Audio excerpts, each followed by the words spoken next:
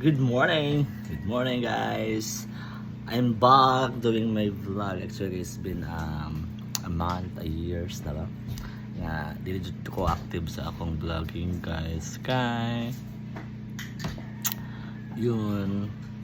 Nawala mo ko gana guys. Oy, kay nawalaan man gud ko og live. Kay ambot na usap ni si YT. Oy, wala niya akong live guys. Then until now, video ka live. Then dito ba akong mga source before sa akong mga kita. Kay siyempre di mata sikat. So what ay mga viewers. So mas mayo nang napo tay mga live kay na magipag engage, mag-send og gifts or mga everything. So yun. But ginaano ka pa nag-upload yapon ko mga clip lang o videos para at least man lang baka nang dili mawala akong account or akong channel kay sayang po since ano na betan no, monetize na betan no. Lisod kayo monetize guys. Grabe ang struggles katong nag-update katong active pa kayo ko sa YT dati yung during pandemic time. Mag-live me adlawon kay siyempre itong mga friends is from abroad. So yun, para mga nakakatag engagement and community. Hanap mo lang ng style before ta maka-gathered og mga followers, mga gathered ta og minutes for watch hour. So we need an extra effort. So yun, mag-adjust ako kung asa man ang mas patok. Yun, tapos yun nga namo ko yung video ko dito naguli ko sa among province ba. Then siyempre strict malagi po si YT no sa mga guidelines and mga policies and everything. So nakuli na siguro na against sa ilang community guidelines. Sorry ba siya nakikiha kaya account man ko. Yun, I thought it takes 3 months or 6 months lang ang katong akong violation lagi. Na until now man guys, pinanamakatuig wala gapon akong live. Even mag StreamYard ko, wala na good guys. So yun, nakawala siya gana kaya do effort naman din sa gamayng butang. Yes, I know nga na document pod.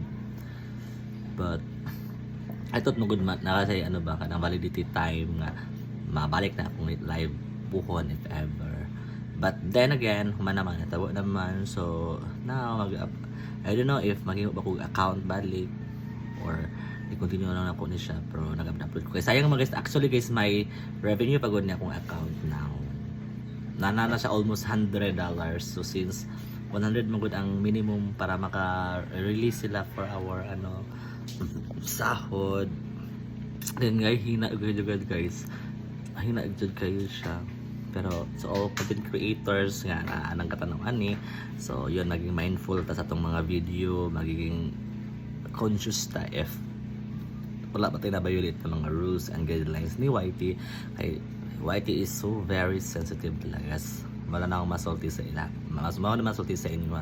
Especially sa mga nagaplano vlogging. Actually, enjoy ang vlogging. Challenging since yon, that's what I said. Yeah. Kailangan nyo ta mag-engage og mga followers, engage nga yung mga legit engagement po, yung mga legit nga followers para if ever yon solid po sila mo support once na monetize na ta guys. Kay we need support. Yes, even though naga-vlogging ka then wa po kay support jud at the end or after sa imong mga nakuha na nimo yung mga qualification. So use this ra gihapon kay of course we gain from them. So because of their views sa ilang pagtanaw then pagtanaw pa sa itong mga advertisement. So mamana siya ang way of earnings. Muna to ang mga makukuha ng mga earnings para ni YouTube. Then gina-accumulate na siya in a month. Kung maabot na to ang threshold nga $100, of course natay sahod per month if maabot. Then sa mga wala pa yung mga violations, so keep doing live because doing live makes help you nga maka-earning mo, makasahod mo per month. So kay siyempre if you have mga generous friends nga nagatanaw, naga-support dun sa inyo ha, yun. So effort lang jud talaga guys. Extend an effort anang make videos if makaya nga mga unique videos nga mga for viral siya. Kaya if mag-viral ang video, there's a possible nga maka-earn kag dakos. Based on my experience pa dili sa ako based on my experience during active ako sa vlogging sa YouTube before since pandemic. I have a friends actually gamay guys sa followers guys. Then hilumon pa dun siya. So what I expect na mo-boom ang iyang account. So what he did is kagimo siya og vlogging nga unique siya. I think it is unique, but grabe mo siya effort. Actually nag-effort do siya ato. Grabe niyang effort guys. Nag-DIY siya, yung do it yourself ba manang binin sa DIY. Nagimo siya og mga iyang room.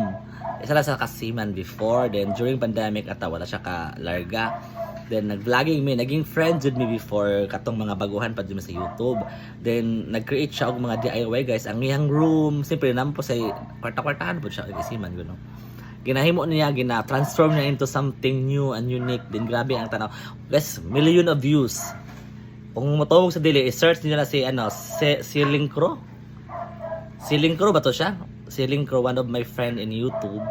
Nga grabe yung boom guys, then abot sa 100,000 followers. Then of course if ma-hit nimo na siya nga mga followers, na kay madawat na plaque from YouTube, which is yung silver ba to? Silver nga katong YouTube good guys. So it's an appreciation for us nga, of course na-appreciate nila tong effort. Then yung mga followers kasi once niche ba na to, ano kanang hilig po na nila ba, so babayan nyo kanila guys. Then gina-content na to guys, gina-repeatedly buhat dun to niya. Then yun, naka-engage siya to yun. I don't know karon it active ba siya karon, but mo dito yung gibuhat before.